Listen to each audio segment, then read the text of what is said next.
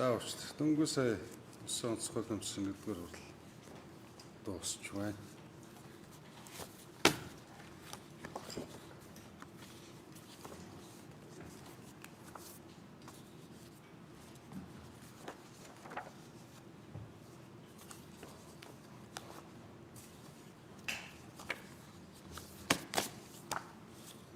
За та бүхэнд өдрийн мэнд хүргэе. За өнөөдөр улсын онцгой комиссийн нэгдүгээр хуралдаа болж хэд хэдэн асуудлуудыг ярилцсан шийдвэрлэлээ. Нэгдүгээрт юу гэхээр улсын онцгой комиссийн бодлого үйл ажиллагаа гамшигаас хамгаалах тухай хуулийн хүрээнд явагддаг. За гамшигаас хамгаалах хууль маань өнөөдрийн үүсэт байдаг энэ асуудлууд хэттэй үүсч болзошгүй асуудлуудыг эрх зүйн хувьд шийдвэрлэх бүрэн чадамжгүй гэж бид нар үзэж өнгөрсөн сарын хугацаанд гамшигаас хамгаалах тухай хуулийн үзэл баримтлалыг шинээр боловсруулж мөн одоо дагалдах хуулийн төслийг бид засгийн газраар хэлэлцүүлэхэд бэлдээд байгаа. За энэ хуулийнхаа талаар бид нар товчхон танилцууллаа. Дээрээс нь улсын нөөцийн тухай хууль гэж байдаг. За улсын нөөцийн тухай хуулийг эдийн засгийн чиг баримжаатай эргэлтэнд оруулж онцгой шаардлага тохиолдоход хувийн хвшлүүдтэйгээ хамтарсан байдлаар шийдэх ийм онцлогтой томоохон одоо хууль эрх зүйн орчныг мөн засгийн газрын төвчөнд хэлэлцэж улсын хурлд өргөн барихаар бэлтэж байгаа. За гуравтны үгээр стандарттай холбоотой нэлээд томоохон бодлогын баримт бичиг байдаг. За стандарттай холбоотой хууль эрх зүйн орчныг үзэл баримтлал өнөөдрөөс 3-7 хоногийн өмнө батлагдаж холбогдох боловсруулсан хуульд засгийн газрын бүх яамдуудаас саналыг авч нэгтгэхэд засгийн газраар хэлэлцүүлж улмаар улсын хурлд өргөн барихаар бэлэн болоод байгаа. За эдгээр хууль эрх зүйн орчны хүрээнд гол өөрчлөгдөж байгаа асуудлуудыг бид нар бас нэлээд ярьцлаа. Хоёр гол асуудал бол Төв аймгийн Заамар суманд үүссэн харамсалтай үйл явдалтай холбогдуулаад хяналт шалгалтын явцын дүнг бас бид нар сонслоо. Цаашид авч хэрэгжүүлэх арга хэмжээний төлөвлөгөөг баталж өнөөдөр улсын онцгой комиссийн холбогдох шийдвэрүүд гарсан байна. За мөн өвлжилтийн бэлтгэл ажилтай холбогдуулаад хэд хэдэн шийдвэрийг гаргасан байгаа. За ийм товч мэдээллийг та хэд өгөөд сонирхсан асуултанд хариулъя. Одоо энэ Заамар сумын дүүсэн нөхцөл байдалтай холбоотойгоор онгохоогоо нөхс үгийг бүглэх ажил ер нь хэдэн үедээ явж байгаа. Нийт хичнээн онгохоо нөхөөсөн юм байна. За хоёрдугаар улсын онцгой байдлын ерөнхий газарт дээшээ гардаг шат дороо шаардлагатай бүх төхөөрөмжүүд байгаа хатал сүүлийн хоёр кейс дээр яагаад ашиглаагүй юм бэ? Ер нь байгаа мó та өөрөө харсан уу гэдэг бас бодтой юм байна. За хэрэг явдал болсон газар дээр би өөрийн биеэр очиж танилцсан. Хэвлэл бол дагуулж яваагүй. Осолдож энтсэн хүүхдийн ар гэрийнхэнтэй ч газар дээр нь очиж бас уулзсан. Мөн хэвлэл бол дагуулж яваагүй. Үний зовлонгоор бас хүмүүс буруу мөш гэж элдв юм ярихаас бол зайлсхийсэн. Тэгээ надтай уулзсан ар гэрийнхэн ч гэсэн ийм бас хүсэлтэг бол тавьсан. За нэгдүгээрт хичнээн нөхсөв байна вэ гэдэг. Ер нь энэ хариуцлагагүй улуурхаа Монгол улсын хэмжээнд газар авсан. Урдны эрх зүйн орчноор хяналт шалгалтууд шатаар алтай явагддаг байсан. Гэтэл энэ нэг талдаа маш том хүнд суртал үүсгэх, үйл ажиллагааг энэ боож хаах, авилгал хээл авахул нэхэх хэрэгсэл болж өөрсөн. Энэ үүднээс мэргэжлийн хяналтын ерөнхий газрыг тарааж холбогдох яамдууд дээр нь хяналт шалгах чиг үүргүүдийг бол хуваарлсан байдлаар өнөөдрийн засгийн газрын бодлого үйл ажиллагаа явж байгаа. За энэ нь өнөөдөр амьдрал дээр хэр нийцтэй байна вэ? Жишээлбэл байгаль орчны яам хяналт шалгалтаа хийхэд эрх зүйн хувьд хязгаарлагдмал. Уулуурхан яам нь хийгээд хязгаарлагдмал. За үүнтэй холбогдуулаад стандартыг мөрдлөг болгох чухал ажил байдаг. Гэтэл үндэсний стандартын бодлого задраад байгууллага дээр очихсон. Жишээлбэл өдөр тутмын бидний амьдралд хамгийн ойрхон зүйл юу гэхээр эм тариатай холбоотой асуудал.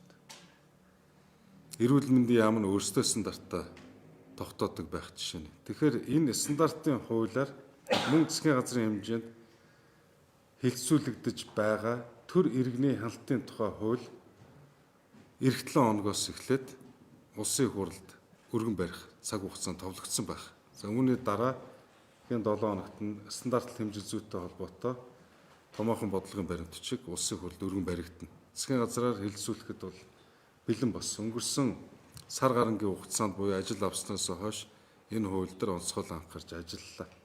Тэгэхээр улсын хэмжээнд ерөнхий сайдаас өгсөн үүрэг даалгаврын дагуу мөн улсын онцгой комиссоос гарсан тушаалын дагуу улсын хэмжээнд анх удаага хяналт шалгалтын ажлыг хийж байна. Байгаль орчны яамч ажиллаж байна. Цагдаагийн байгууллагч ажиллаж байна. Уулуурхай яамч ажиллаж байна. Холбогдох бүх байгууллагууд ажиллаад явж байна. Өнгөрсөн хугацаанд газар дээр нь очиж бас танилцлаа.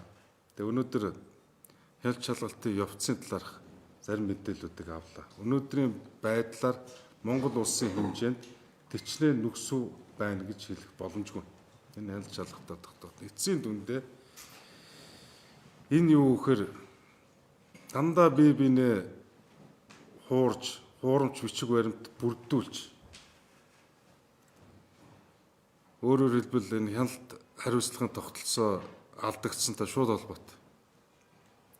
Дандаа хуурамч бичиг баримтууд үлдсэн байна. Зөвхөн тэр яригадаад байгаа Red Vulcan гэж компани биш.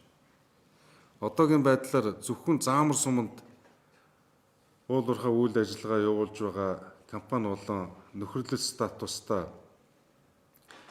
байгууллагуудын 13-т нь бол үзлэг шалгалтыг явуулж байна. Цаана нь одоо нэлээд олон байгууллагууд байгаа.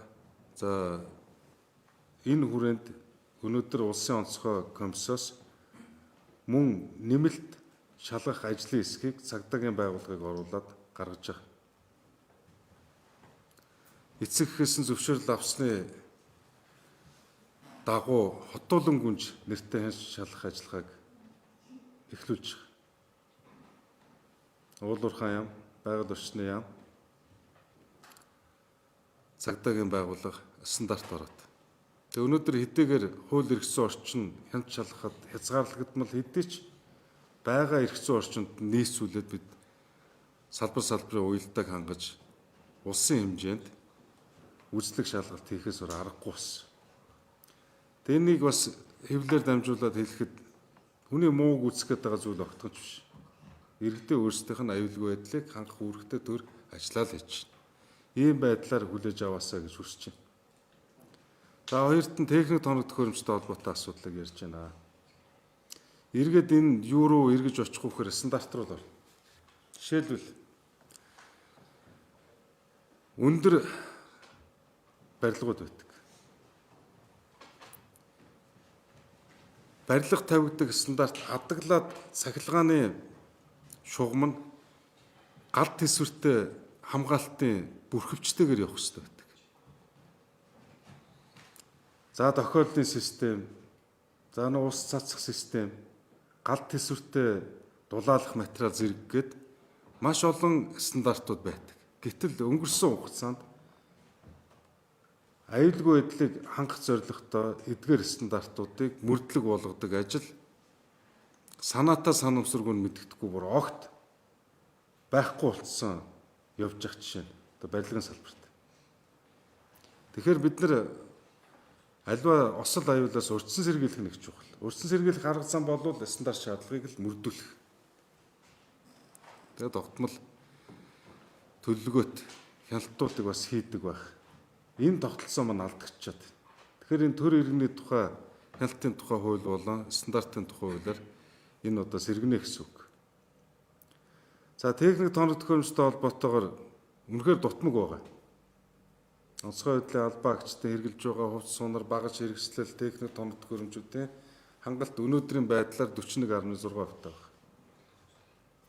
Энэ юунаас шалтгаалж байгаа нэхээр хэд хэдэн хүчин зүйлээс хамгаалж байна. 100% улсын төсвөөс хараат байдлаар явдаг. Гамшигаас хамгаалах тухай хуульд хэд хэдэн асуудлыг шинжиж оруулж байгаа. Даатгалтай холбогдож байгаа. Аж ахуй нэгжийн орлогын албан татврын эрхцэн орчинтой холбогдож байгаа. Дээрээс нь олон улсад нэгдэж орсон одоо гэрээ конвенцуудын хэрэгжилтийг хангахтай холбоотойгоор гамшигын тухай хууль өөрчлөлт орж байгаа.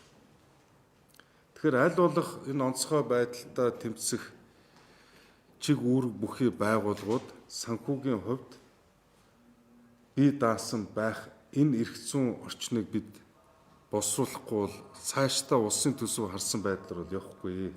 Одоо эх жилийн улсын төсөв болвол үндсэндээ цалин тэтгэвэр тэтгэмж тавих төсөв болж байгаа. Хөрөнгө оруулалтын орон зай бол үндсэндээ маш хөнгөлөлтөд болсон байна. Тэгэхээр энэ өнгөрсөн сарын хугацаанд бидний ажилласан гамшигаас хамгаалах тухай хууль бол нэлээд санхүү хөрөнгө оруулалтын асуудлыг шийдсэн байдлаар явна. Хангалт бол ердөөсөө 41.6% байгаа. За ойрын хугацаанд нийтдээ 5.5 их найд төгрөгийн хөрөнгө оруулалт онцгой байдлын салбарт хийгдэнэ. Бид техник технологиг ашиглах цаг нь болсон. Энэний хөрөнгө оруулалт шийдэгдэнэ. Шаардлагатай тоног төхөөрөмжүүдэд худалдаж авах цаг нь болсон. Эдгээр асуудлууд шийдэгдэнэ. 5.5 их найдын хөрөнгө оруулалт оруулснаар техник хангамжийн хувьд бол бид 80% хүргэх ийм боломжтой байна. Өнөөдрийн засгийн газрын хуралдаан дээр ерөнхий сайд ч гэсэн сангийн сайд болоо надад тусгаалan үүрэг болгосон. Юу гэхээр хэдийн улс орны санхүү эдийн засгийн байдал хүнд байгаа ч гэсэн онцгой байдал дээр анхаарч шаардлагатай техник тоног төхөөрөмжүүдийг авъя. Аль болох бидний баримталж байгаа байр суурь юу гэхээр заавал улсын төсөвтэй дарамт учруулахгүйгээр төр хувийн хвшлийн түншлэлээр хувийн хвшлүүдтэйгээ хамтраад энэ асуудлуудыг хэрэгжүүлэх бүрэн дүүрэн боломжтой гэж үзэж байгаа.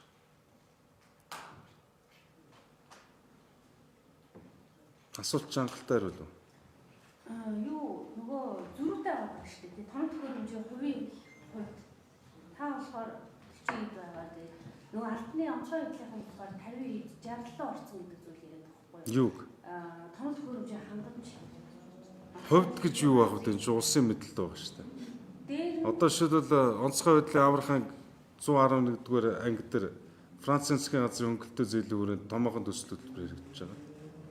Энтэй холбогдуулах их буруу ташаа мэдээлэлүүд байдаг юм байна. Би газар дээр нь бас очиж ангитаа танилцсан. Энэ төсөл бол туйлын амжилттай хэрэгжиж байгаа. 4 EC-145 Еврокоптер бүрэн тоноглогдсон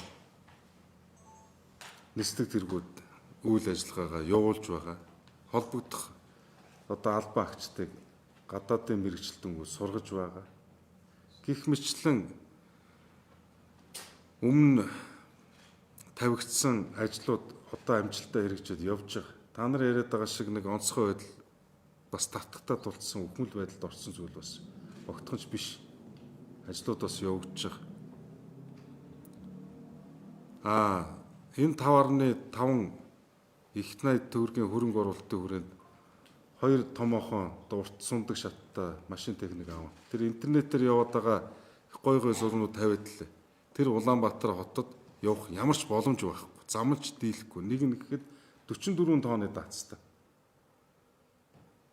Манай энэ зам доогуур чинь шугам сүлжээнүүд явдаг. Доогуур хөндөй байж идэг. Яагаад ч дийлэхгүй.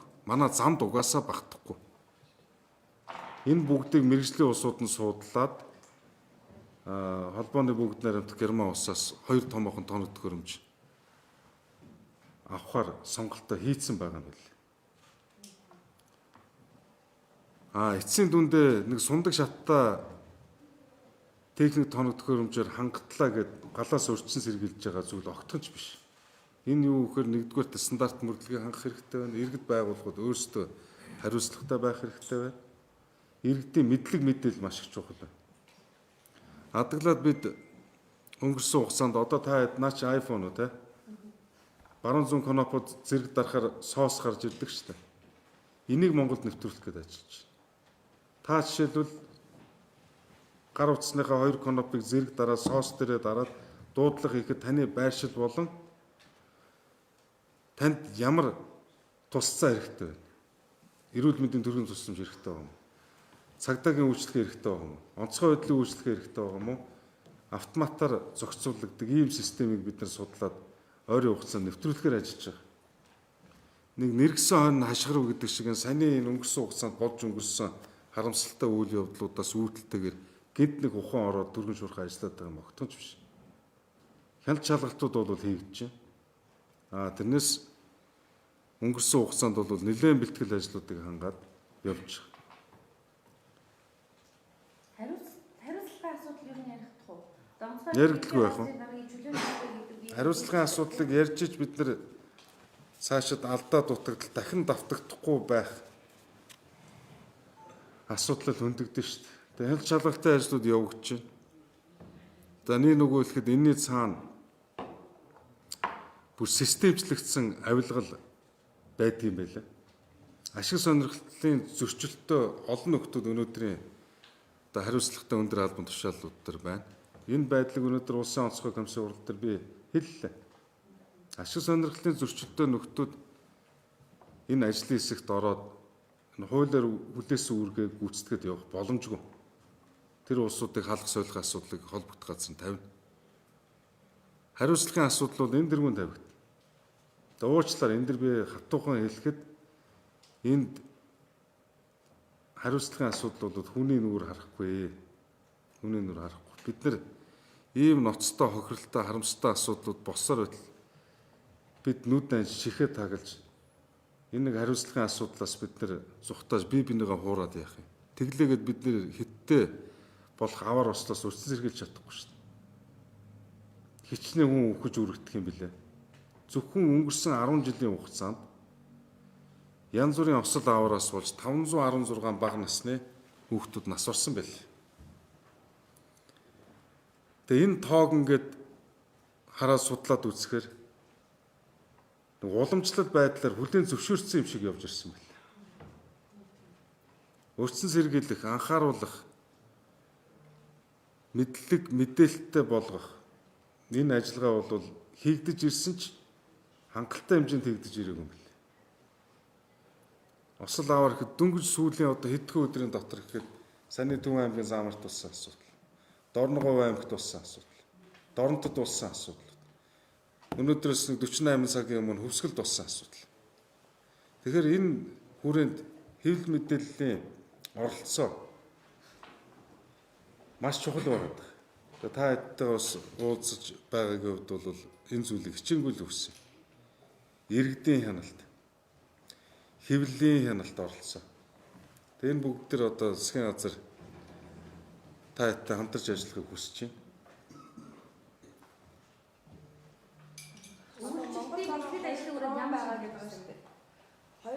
За эхлээд хоёулаа дуусчих үү? За. Үйлчлэлтийн бэлтгэл ажлын хүрээнд ямар шийдвэр? За мэдээж үйлчлэлтийн бэлтгэл ажлын хүрээнд гэх юм бол өнөөдөр засгийн газрын хурал дээр бол улсын онцгой комиссийн хуралдаанаар Улаанбаатар хотын энэ утаатай холбоотой асуудлуудыг бид нэр хэрхэн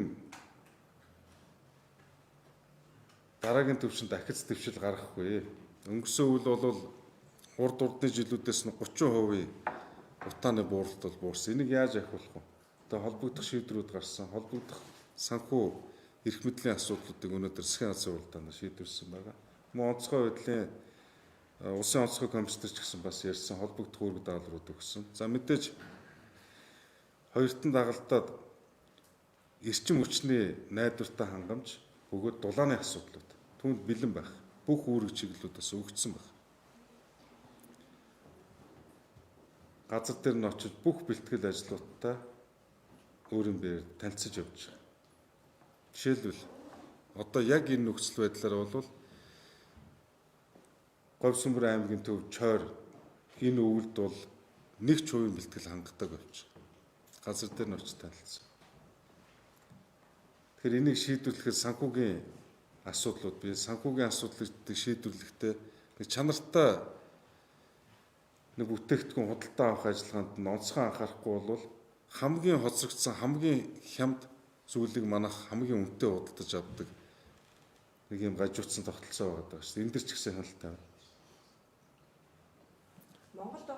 дрон одоо бүгд найрамдах хятад ард улсад туршилтанд байгаа дроноо гэдгийг ариун буян дарга шилжиж ирсэн. Тэгэхээр манад яг ашиглах боломжтой дроныг худалдаж авч болохгүй байсан уу? Энэ асуудалтай та юу нэг танилцсан бэ?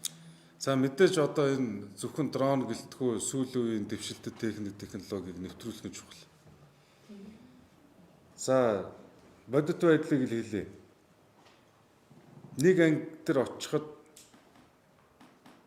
6 өөр улсын техник тоног төхөөрөмжтэй байна. Хятад, Орос, Солонгос, Япон, Герман, Франц гэдэг. Нэгдсэн техникийн бааз суурьтай болох зайлшгүй шаардлагатай. Мэдээж эн чинь онцгой байдлын хүрээнд ашиглагддаг өөрийн зорилттой өөр техникүүд байна л да. Гэхдээ үндсэн хөдлөх бүрэлдэхүүн машин механизм нэг одоо ангид орсноор хүмүүсээ бэлтгэж сургах. Адаглаад урсгал зардлын хувьд ч гэсэн хэмнэлттэй байхгүй. Гүр 90% хураавар. Ийм л байдалтай байдаг юм байлаа. Тэгээ энийг бас нэг талдаа буруутах харахгүй. Зарим нь тусламжаар авцсан. Тусламжаар үгээгээд авахгүй гэдэг яах вэ, тэ? Гэтэ энийг ер нь нэгдсэн техникийн бодлого зохицуулалт оруулах, дээрэс нь газар нутгийн онцлогоос хамаарч техникийн сонголтыг зөв хийж явах хэрэгтэй гэдэг юм билээ. Харилцан адилгүй ерөөс. Ер нь одоо сүүлийн үед үүссэн асуудал нь хяналт шалгалт байхгүй болсноос ийм асуудал гарч ийн гэж ярьдаг шүү дээ. Одоо сүүлийн үед бас энэ мэрэгжлийн ялалтын байгууллагад сэргийн байгуулах асуудал одоо хүндэгж байна. Таны хувьд энэ дээр ямар байр суурьтай байна? Мэрэгжлийн ялалтын байгууллага яг хэдий гэхэд ер нь сэргийн байгуулсан байна. За би маш тодорхой хатуу өөрийнхөө байр суурийг хэлье. Иргэдийнхэн аюулгүй байдлыг хангах үүргийг төр хүлээдэг. Тэр тусмаа засгийн газар хүлээдэг. Зөвхөн иргэдийнхэн аюулгүй байдлыг хангах, урьдчилан сэргийлэх энэ хүрээнд төрийн хяналт шалгалт явагдана. Тэрнээс биш хянжин шалгаж ийнэгээд айл орны гэрт нь ороод аж ахуй нэгж компаниудын авдрыг нуудлаад ийм хяналт шалгалт бол биш. Энэ өөрөө ил тод байх хэрэгтэй. Яагаад тэгэхээр хяналт шалгалтын хажуугаар чинь авилгалын асуудал чинь хөгжөөд байдаг. Тэгээ энийг шийдэж болох арга замууд тодорхой байгаа. Тэгээ тун удахгүй буюу дараагийн засгийн газрын уралдаанаар гэдэг чинь 6 сарын 10-ны өдрийн засгийн газрын уралдаанаар төр иргэний хяналтын тухай хууль орж ирнэ. Төр иргэний шүү. Хяналт тавихад иргэдийн оролцоо, хэвлэлийн оролцоо маш чухал байна. Тэрнээс биш нүх болгон дээр онцгой байдлын албан агчийг тавих боломжгүй. Уурхай болгон дээр тавих боломжгүй. Монгол улсын хэмжээнд байгаа байшин барилга болгон дээр тавих боломжгүй. Гол усны эрг дагуу болгон дээр тавих боломж байхгүй шүү дээ. Ямар ч улсад байхгүй гэсэн.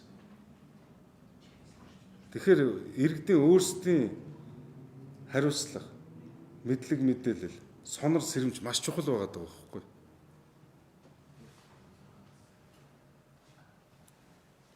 Өөр асуулт байна уу? Ийм нөгөө шүлэгтэй холбоотой асуудал хэлсэн өнөөдөр.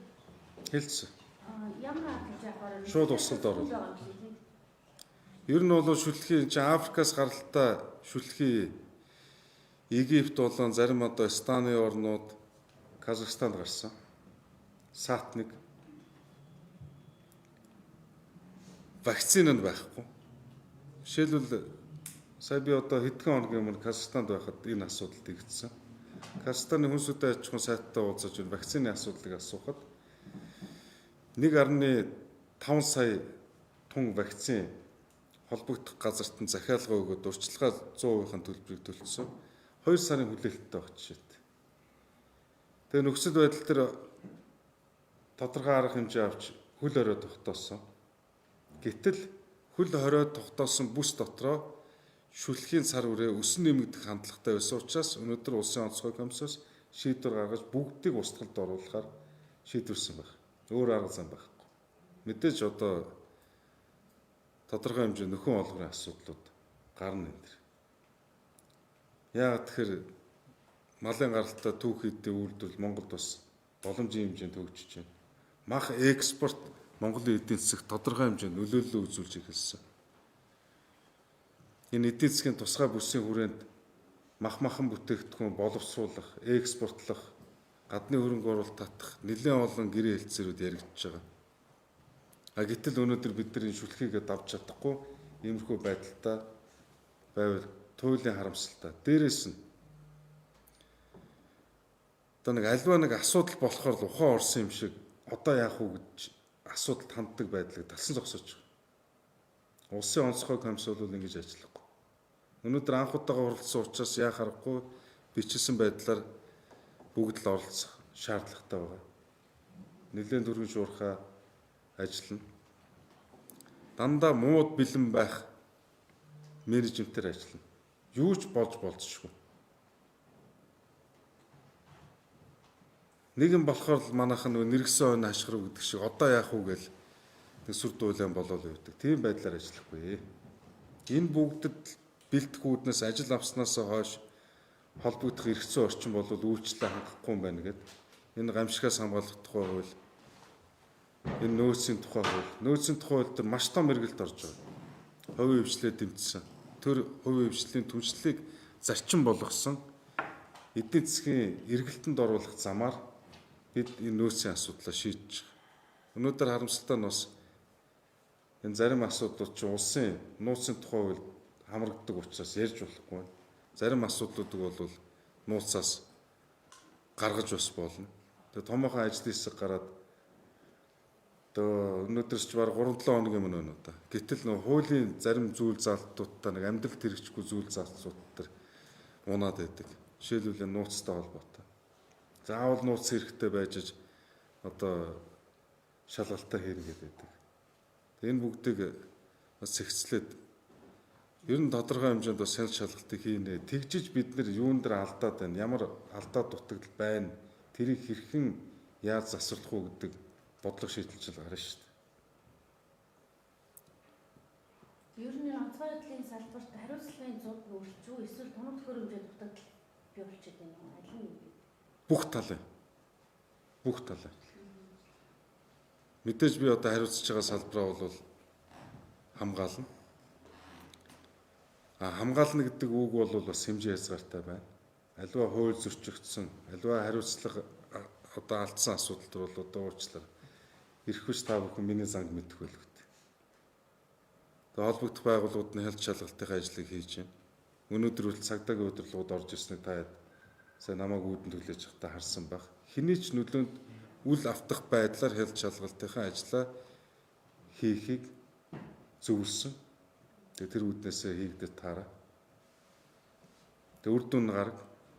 Тэгээ үнэхээр саяны аврах ажиллагаатай холбоотой бас асуудлууд гарвал одоо хариуцлагын асуудал шууд хөндөгдөн. Ингэж бие бинийгээ хуурж яваад хэдий хол явах вэ? Хичнээн хүний амь нас алдаж бид нар энийг ухаарах юм. Энэ дөр бол хатуу байна. Тэгээ өөр асуулт байна. Байхгүй. За баярлалаа. Уул нь одоо гэгээлэг